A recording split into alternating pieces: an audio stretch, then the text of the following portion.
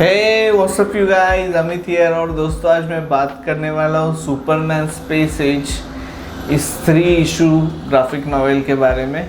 Superman space as 2020 to 2023 में publish हुआ था। ये एक सुपरमैन एल्सवर्ल्ड स्टोरी है और मैंने आज तक जितनी सुपरमैन स्टोरीज पढ़ी है उनमें से मुझे लगता है कि द ग्रेटेस्ट सुपरमैन स्टोरी और सुपरमैन कैरेक्टर का जो बेसिक इसेंस जो है सुपरमैन की माइथोलॉजी का, वो इस बुक में भर भर के पड़ा है और बहुत इम्पोर्टेंट बुक कहलाएगी ये सुपरमैन की हिस्ट्री में, ऐसा मुझे पर्सनली लगता है। और इसके बारे में आज मैं कुछ शॉर्ट रिव्यू एक दूंगा।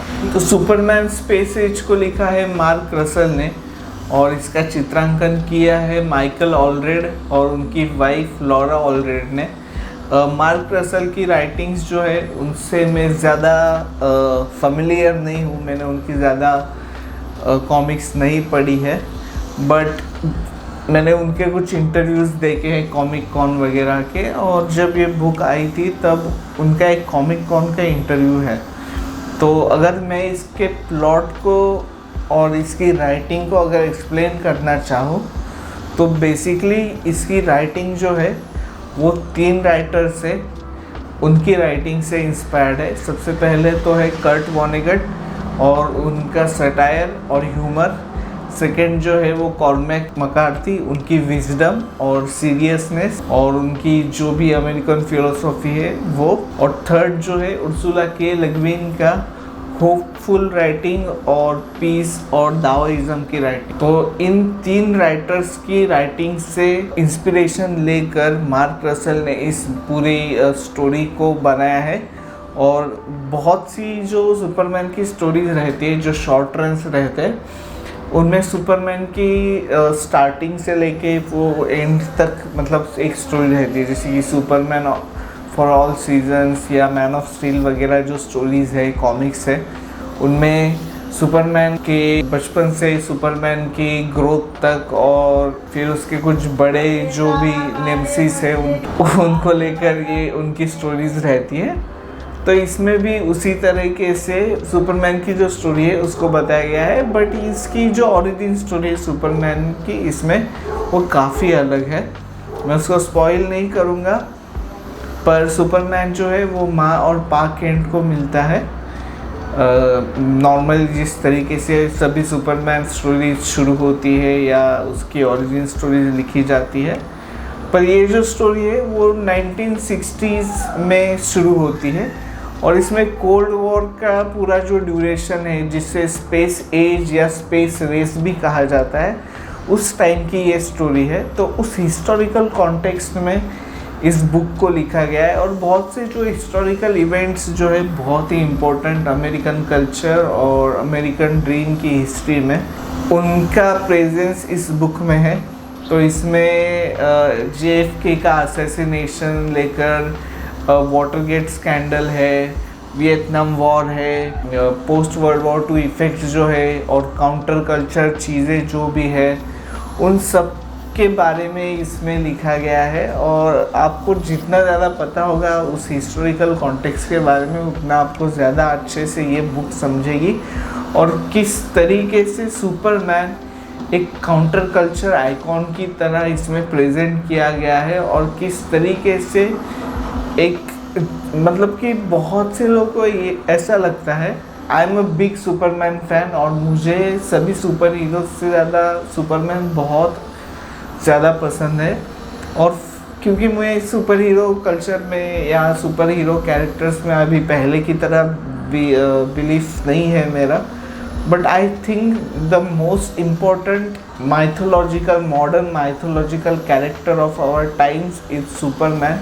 और उसकी जो माइथोलॉजी है वो कभी भी ख़त्म नहीं होगी, क्योंकि this is a character that is inspired from the character of Jesus Christ.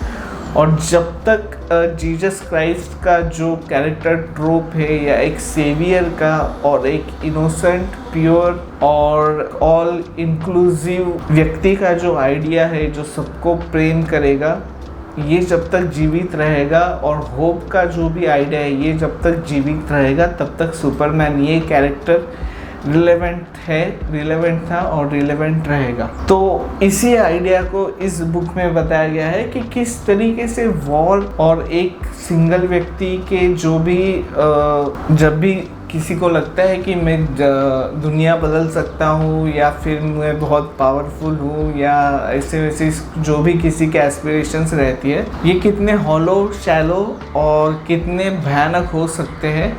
But माँ केंट, पा केंट और जोरेल और लुइस लेन इन जैसे कैरेक्टर्स की वजह से सुपरमैन जो एक पावरफुल बीइंग या एक गॉड अमॉन्ग द मैन होने के बावजूद भी एक बहुत बड़ी रिस्पॉन्सिबिलिटी, एक बहुत बड़ा बर्डन लेके चल रहा है और इतने सारे बर्डन में कर वो चलता है, फिर भी वो लोगों को किस तरीके से होप पहुंचाता है लोगों तक और बहुत सिंपल चीज़ें जो है उनसे वो वर्ल्ड को one step at a time किस तरीके से फिक्स करता है, इसके बारे में इसमें बताया गया है। और मतलब कि बहुत सही तरीके से सुपरमैन के बारे में इस पूरी बुक में कैरेक्टर को, मतलब कि मुझे ऐसे लगता है कि ये कैरेक्टर स्टडी है सुपरमैन की और फिर ये एक कैरेक्टर नैरेटिव है, एक प्लॉट है, पर सबसे पहले तो ये कैरेक्टर स्टडी है, ऐसा मुझे लगता है।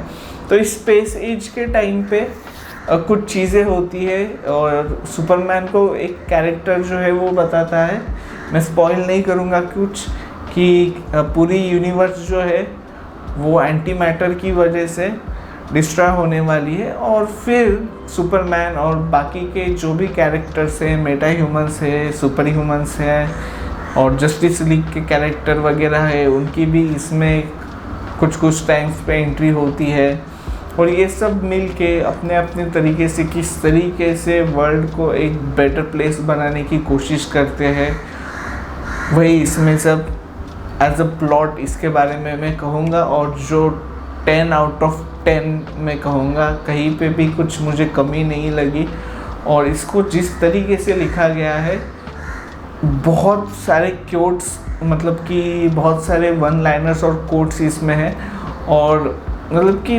सच में यार बहुत सही, बहुत बढ़िया बुक है। और कुछ लोगों को लगता है कि सुपरमैन एक बॉय स्काउट है जिसको एक पिटारे में भर के कहीं पे तो फेंक देना चाहिए, ही इज़ इररिलेवेंट। तो नहीं, ऐसा नहीं है। जिसे सुपरमैन पसंद है उसे तो ये डेफिनेटली पढ़नी चाहिए, पर जिसे सुपरमैन पसंद नहीं है उन लोगों को मैं इंसिस्ट करूँगा कि आप ये कॉमिक बुक पढ़िए, ठीक है। ये था इसके प्लॉट के बारे में। और इसमें बहुत से कैरेक्टर्स जो है, मतलब कि सुपर विलन्स है या विलन्स जो है उनकी भी एंट्री है, पर मैं वो भी स्पॉइल नहीं करूँगा। लेक्स लूथर का एक बहुत ही अलग इसमें रूप हमें दिखाई देता है, जो मुझे तो जेफ बेजोस ज़्यादा लगता है, जेफ बेजोस और इलॉन मस्क ज़्यादा लगता है। और जैसा मैंने कहा कि ये बहुत काउंटर कल्चर कैरेक्टर इसमें दिखाया गया है सुपरमैन, और ये बुक खुद बहुत ही काउंटर कल्चर बुक है। तो इसमें जो कंज्यूमरिज्म है या कैपिटलिज्म है उस ज़माने का और आज का भी जो है, उसको बहुत बढ़िया तरीके से क्रिटिसाइज़ किया गया है। नेक्स्ट इसका जो आर्ट वर्क है उसके बारे में मैं बात करूँगा। तो माइकल और लॉरा ऑलरेड जो है वो दोनों भी कपल है और बहुत टाइम से ये दोनों साथ में कलरिंग और इलस्ट्रेशंस कर रहे हैं। बहुत अलग अलग प्रोजेक्ट्स पे इन्होंने काम किया है और इनका जो आर्ट जो है वो 1960s के टाइम के जो कॉमिक बुक की इलस्ट्रेशंस थे उनसे ज़्यादा इंस्पायर्ड है। आप चेक कीजिए, उनके बहुत से बुक्स जिनके ऊपर, प्रोजेक्ट्स के ऊपर उन्होंने काम किया है वो उसी तरीके के रहते हैं। तो ये स्पेस एज और 1960s या कोल्ड वॉर के टाइम की इरा होने के कारण उनका जो आर्ट स्टाइल है वो इतना परफेक्टली मैच होता है इस बुक में, और बहुत ज़्यादा स्पेस उनको दी गई है। उनकी जो भी फिनेस है दोनों की आर्ट के, उसको रिप्रेजेंट करने के लिए। तो ये तीनों ने भी बहुत अच्छे तरीके से पैनलिंग का और स्प्लैश पेजेस का और जो ब्राइट कलर्स या वाइब्रेंट कलर्स है उनका बहुत बढ़िया तरीके से इस्तेमाल किया है। और बहुत सिंपल सा आर्ट वर्क है, क्योंकि पॉप आर्ट जो रहता है उससे इंस्पायर्ड रहता है मार्क ऑलरेड और लॉरा ऑलरेड, जो भी आर्ट वर्क्स रहते हैं वो। तो इसमें एक बहुत ही अलग तरीके से, मतलब कि आप जब इस बुक को एक्चुअल फिजिकल कॉपी आप हाथ में पकड़ोगे तब आपको पता चलेगा। ऐसा लगता है कि कुछ चीज़ें ब्लर है, बट वो ब्लर नहीं है, तो वो एक आर्ट स्टाइल है, वो पॉप आर्ट स्टाइल है। इसमें सुपरमैन और बैटमैन और बहुत से जो सुपर हीरोज हैं उनके क्लोथिंग या कॉस्ट्यूम्स जो है वो अपग्रेड होते रहते हैं। तो एक जनरेशन के अनुसार उनकी जो भी चेंजेस है, मोस्ट इम्पोर्टेंटली बैटमैन का जो बैट सूट है उसको किस तरीके से डिज़ाइन किया गया है, मतलब कि अपग्रेड किया गया है, वो भी काफ़ी बढ़िया लगा मुझे, वो सब डिटेल्स। और मतलब बहुत सही आर्ट वर्क है इसका, और बहुत सिंपल है पर बहुत सही है। ठीक है, तो बस यही, मैं ज़्यादा इसके बारे में और कुछ स्पॉइल नहीं करूँगा। आपको इतनी वीडियो में तो पता चल ही गया होगा कि मुझे ये बुक कितनी पसंद आई है। मुझे बहुत ज़्यादा ये कॉमिक बुक पसंद आई है, और मैं हाईली रिकमेंड करूँगा मेरे व्यूवर्स को। बस इतना ही, मिलूँगा आपको अपनी नेक्स्ट वीडियो में, तब तक के लिए धन्यवाद।